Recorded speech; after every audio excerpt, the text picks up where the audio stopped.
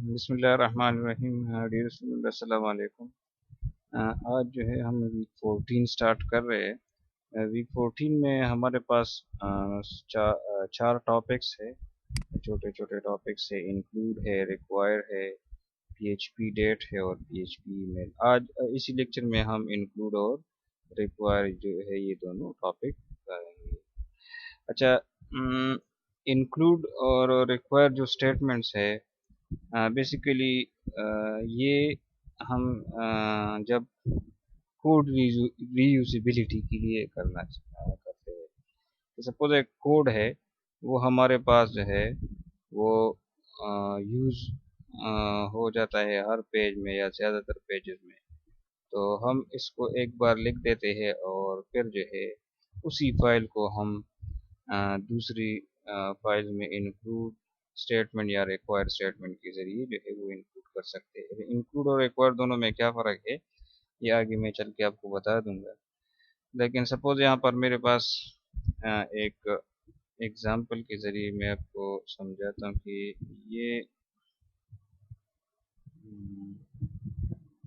ये मेरे पास एक कोड है।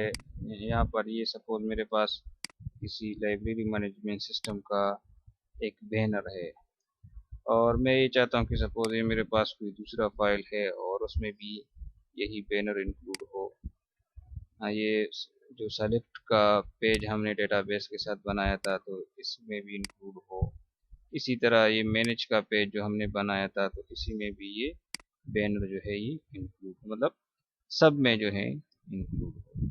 तो इसका तरीका जो एक ये है कि सपोज यहाँ पर ये देखिए जो बैनर है इसका कोड है, ठीक है। पीएचपी के जरिए क्यों कर दिया, क्योंकि मैं ये चाहता हूँ कि इसको मैं इंक्लूड करूँ बाकी फाइल्स में। तो इसको आप वैसे कॉपी भी कर सकते हैं कि सपोज ये फाइल 2 में मैंने ये कोड कॉपी कर दिया, मैनेज में ये कोड मैंने कॉपी कर दिया और सेलेक्ट में मैंने ये कोड जो है वो कॉपी कर दिया। तो आसान है। लेकिन ये इंक्लूड स्टेटमेंट के जरिए हमने नहीं किया। इंक्लूड वो तो एक स्टेटमेंट होता है। तो इसका नुकसान क्या है, एक तो ये है कि हर दफ़ा हर जगह पर आपने इसको कॉपी और फिर पेस्ट करना होगा। दूसरी बात है कि सपोज मैं ये चाहता हूँ कि ये इसका जो बैकग्राउंड कलर है और ये फॉन्ट का कलर है इसको मैं चेंज करना चाहता हूँ। मैं क्या करूँगा, यहाँ पर मैंने सपोज इसका बैकग्राउंड कलर जो है वो कर दिया जी ग्रे और जो फॉन्ट का कलर है वो मैंने कर दिया वाइट। तो अब देखिए ग्रे और वाइट हो गया। लेकिन इसको मैं रिफ्रेश करता हूँ, इसको रिफ्रेश करता हूँ, इसको करता हूँ, तो क्या होगा कि इस पर कुछ असर नहीं होगा। ये जो दो चेंजेस, छोटे से चेंजेस मैंने कर दिए, तो मैंने ये हर जगह पर इसको करना होगा, ठीक है। तो इसी तरह मतलब जो डिज़ाइन है, जो रिक्वायरमेंट है जो है उसमें जो है आपके पास थोड़ा बहुत जो है वो फ़र्क आ सकता है। तो इसलिए जो है इसमें हम क्या करते हैं कि हम बजाय इसके कि इस कोड को इंक्लूड करें, हम इस फाइल को इंक्लूड करना चाहते हैं। तो इंक्लूड स्टेटमेंट के ज़रिए अगर इस फाइल को मैंने दूसरे फाइल में इंक्लूड कर दिया, मतलब सपोज ये file 2.php, manage.php, select.php and so on. Suppose मेरे पास 20 पेजेस है और सब पेजेस में मैं कहता हूँ कि टॉप पे जो है ये बैनर होना चाहिए। तो बस मैंने जस्ट एक स्टेटमेंट के ज़रिए जो है वो इंक्लूड करना होगा। अब ये तो इंक्लूड नहीं है, ये तो इसका अपना मतलब अगर अभी जो हमने किया है तो ये तो इसका अपना कोड है। तो जब तक मैं इसमें चेंजेस नहीं करूँगा तो उसमें चेंजेस जो है वो नहीं आएंगी। तो इसलिए इस कोड की बजाय मैं क्या करता हूँ, इसको मैंने रिमूव कर दिया और यहाँ पर मैंने एक सिंपल स्टेटमेंट दे दिया जी इंक्लूड और फिर एक स्ट्रिंग के फॉर्म में आप जो है उस फाइल का नाम, बल्कि पाथ भी देंगे अगर सपोज किसी दूसरी फोल्डर में। सपोज नॉर्मली इस तरह होता है कि जो फाइल्स दूसरी फाइल्स में इंक्लूड होते हैं, तो इसके लिए हम इंक्लूड का एक फोल्डर जो है वो वेबसाइट में बनाते हैं। जो वेबसाइट का मेन फोल्डर होता है, तो इसमें एक सब फोल्डर होता है इंक्लूड्स का। तो फिर जो है वहाँ पर अगर सपोज इंक्लूड्स के फोल्डर में है, तो यहाँ पर हम इंक्लूड स्लैश और इंक्लूड डॉट पीएचपी जो है लिखेंगे। लेकिन अभी अगर मैं देखूँ तो फाइल 1 और फाइल 2 मेरे पास दोनों एक ही फोल्डर में है। इसी तरह इसमें मैनेज और सेलेक्ट ये सारे एक ही फोल्डर में है, तो इसलिए जो है मुझे उसके पाथ की ज़रूरत नहीं। जस्ट जो है फाइल का नाम जो है मैं लिखूंगा। फाइल की रेफरेंसिंग मैंने आपको जो है ये समझाए थे कि फाइल की रेफरेंसिंग जो है आप कैसे कर सकते हैं कि एक ही फोल्डर में हो तो सिर्फ जो है फाइल का नाम, अगर सब फोल्डर में हो तो फाइल के नाम के से पहले जो है वो फोल्डर का नाम भी ज़रूरी है। ठीक है, अब यहाँ पर मैंने क्या कर दिया, इसको मैंने इंक्लूड कर दिया। अब यहाँ पर ये जो फाइल 2.php है, अच्छा यहाँ पर ये सॉरी इंक्लूड फाइल का नाम मैंने गलत लिखा था, यहाँ पर है फाइल 1.php जो फाइल का नाम है फाइल 1.php, तो वो जो है आपके पास होगा। ठीक है, यहाँ पर देखिए तो वो चेंज हो गया। अब सपोज यहाँ पर जो फाइल 1 है, यहाँ पर मैं ये कहता हूँ कि ये जो है ग्रे नहीं बल्कि ये जो है ग्रीन होना चाहिए। तो अब मुझे फाइल 2 में चेंज नहीं करनी पड़ेगी, बस जस्ट आपने अब यहाँ पर चेंज हो गई ना। अब ये मैं रिफ्रेश करता हूँ तो यहाँ पर भी चेंज हो जाती है। इसी तरह यही जो स्टेटमेंट है, तो मैं यहाँ पर भी जो कोड था उसको मैंने रिमूव करके इन सॉरी जो है फाइल 1.php के जरिए कर दिया। और अच्छा इसको मैं सेव करता हूँ। और इसी तरह सेलेक्ट में भी ये कोड रिमूव करके इंक्लूड और फाइल 1.php ये जो है मैंने इंक्लूड कर दिया। अब सपोज यहाँ पर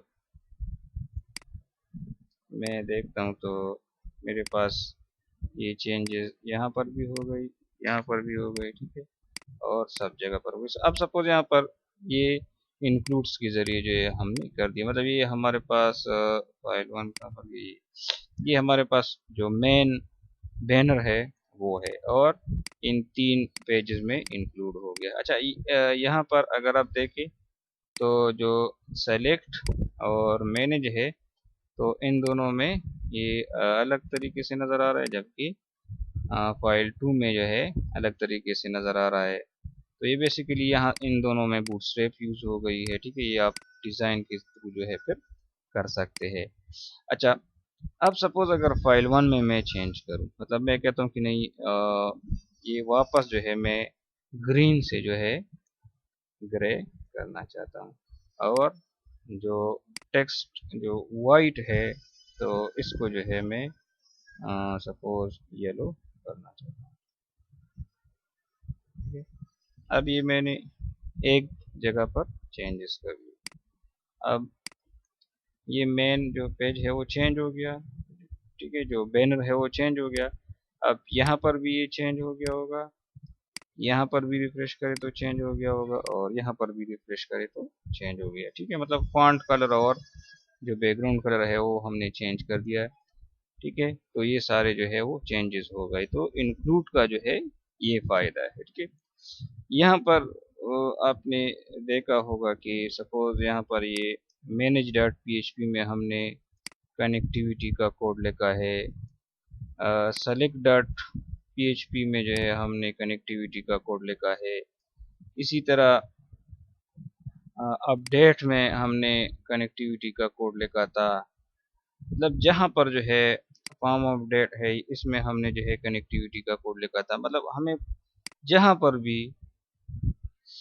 किसी मतलब डेटाबेस कनेक्टिविटी की ज़रूरत होती तो हम कनेक्टिविटी का कोड लिखते थे और उसको हम ये 4 पैरामीटर जो है वो देते थी, लोकल होस्ट, रूट और पासवर्ड और डेटाबेस का नाम। सपोज इसमें से जब आप मतलब हमने तो इसको लोकल सर्वर पर बना लिया, ठीक है।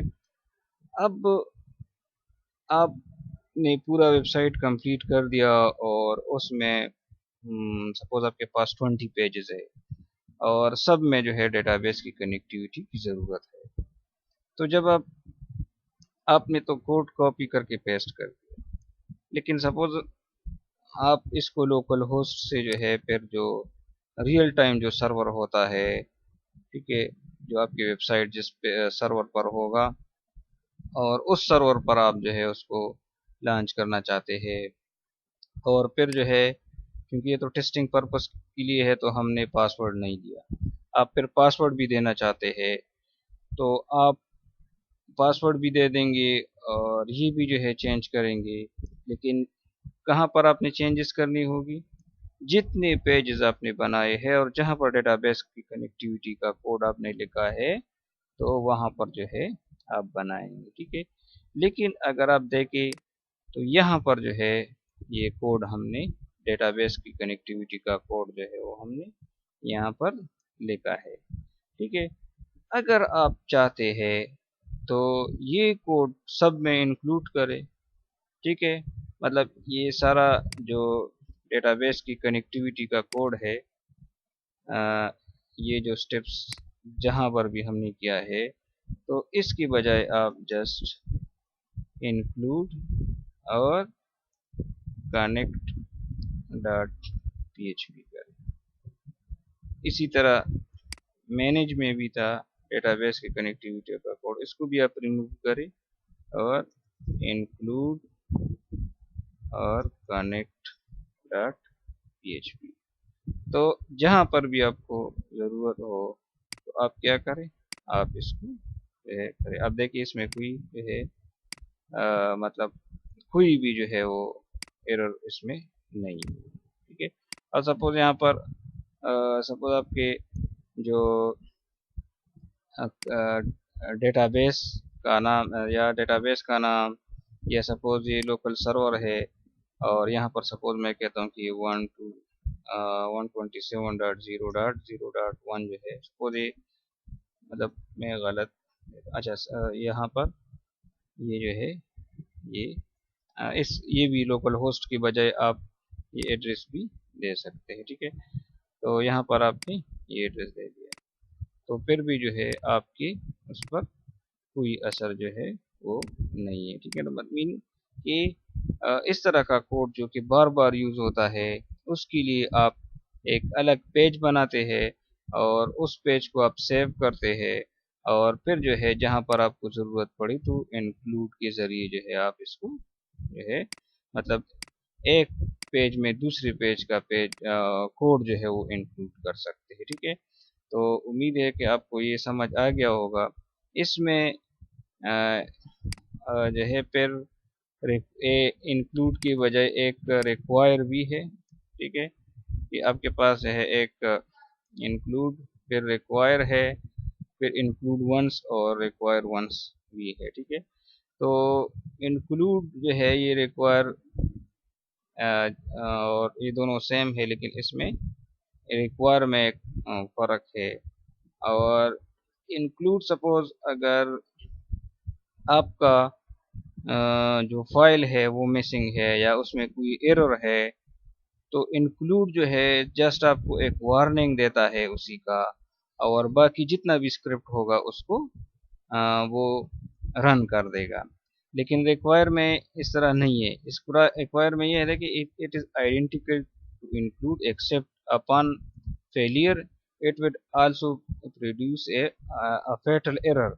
ये एक एरर जो है वो प्रोड्यूस करता है, ठीक है। मतलब क्या है कि it will halt the script whereas include only a meta warning which allow the script to continue. मतलब इसमें ये है कि जो इसके बाद जो स्क्रिप्ट है, ठीक है, मतलब इसके साथ बाकी पेज भी जो है वो जो मतलब जो PHP है बेसिकली वो तो स्क्रिप्ट होता है, उसका फाइल है वो तो स्क्रिप्ट की शक्ल में होता है।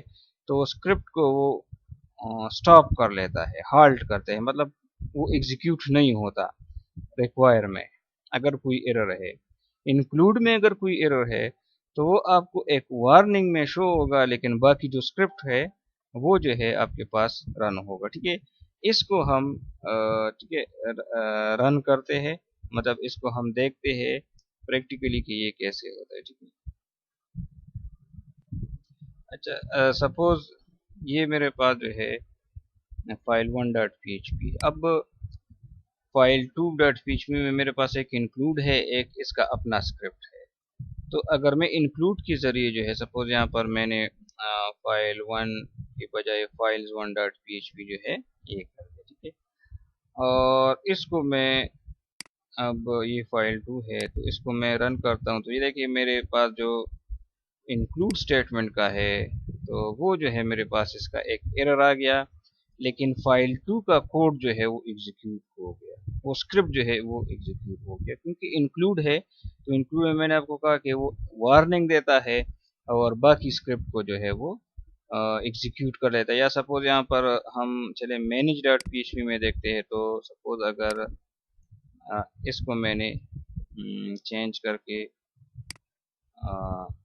इंटेंशनली उसको गलत कर दिया, तो देखिए वो जो बैनर है वो इंक्लूड नहीं हुआ, लेकिन बाकी कनेक्टिविटी और जो उसका अपना जो पेज है वो एग्जीक्यूट हो गया। ठीक है, लेकिन अगर हम ये नहीं चाहते कि सपोज अगर इंक्लूड में कोई एरर हो और बाकी कोड भी जो है वो रन ना हो, तो यहाँ पर जो है हम इंक्लूड की बजाय क्या देते हैं, रिक्वायर। तो रिक्वायर अगर मैंने कर दिया, या यहाँ पर चले फाइल 2 में भी यहाँ पर भी मैं रिक्वायर कर लेता हूँ। तो अब देखिए फाइल 2 ये है, तो इसमें यहाँ पर देखें तो अब वार्निंग और साथ में एरर भी आ गया, और वो जो फाइल 2 का जो अपना कोड था वहाँ पर एक एक डेव का कोड था तो वो रन नहीं हुआ। इसी तरह मैनेज में भी देखें तो उसमें भी जो मैनेज डॉट पीएचपी का अपना जो कोड था वो भी रन नहीं हुआ। ठीक है, लेकिन सपोज अगर फाइल 2 में मैं इसको सही करता हूँ, मतलब ठीक कोड मैंने लिखा, तो अब ठीक है, तो ये देखिए पूरी तरह सही तरह जो है वो रन हुआ। इसी तरह जो फाइल 2 है दोनों, मतलब फाइल 1 का जो कोड हमने बैनर इंक्लूड किया था वो, और फाइल 2 का अपना कोड वो भी एग्जीक्यूट हुआ, मतलब ये स्क्रिप्ट भी रन हुआ, फाइल 1 का स्क्रिप्ट भी रन हुआ और फाइल 2 का अपना जो स्क्रिप्ट है वो भी रन हुआ। इसी तरह मैनेज में भी ठीक है, ये देखिए जो फाइल 1 के जरिए हमने बैनर इंक्लूड किया तो वो भी इंक्लूड हुआ, और मैनेज डॉट पीएचपी का जो अपना जो डेटाबेस कनेक्टिविटी और टेबल डिस्प्ले का कोड था तो वो भी जो है इंक्लूड हुआ। ठीक है, तो यहाँ पर अब देखें इसको मैं वापस जो है गलत कर देता हूँ। अब ये देखिए यहाँ पर देखिए अब न फाइल 1 का कोड जो है वो रन हुआ, और साथ में जो फाइल जो मैनेज डॉट पीएचपी था उसका कोड भी रन नहीं हुआ। ठीक है, और ये सिर्फ फाइल्स के नाम के साथ नहीं है, यहाँ पर इसमें भी सपोज यहाँ पर सेमीकोलन जो है वो मुझसे भूल गया है। ठीक है, और मैं यहाँ पर करता हूँ तो देखिए वो पार्सिंग एरर जो है जो फाइल 1.php है उसमें आ गया, और जो बाकी कोड है वो भी इंक्लूड नहीं हुआ। लेकिन सपोज अगर यहाँ पर जो है मैंने रिक्वायर के बजाय इंक्लूड लिखा है, इंक्लूड यहाँ पर देखिए, और अब मैं रन करता हूँ तो